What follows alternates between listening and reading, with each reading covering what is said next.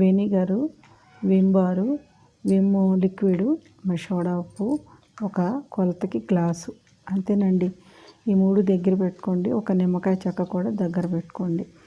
నేను వీడియోలో చూపించట్లేదు మీకు.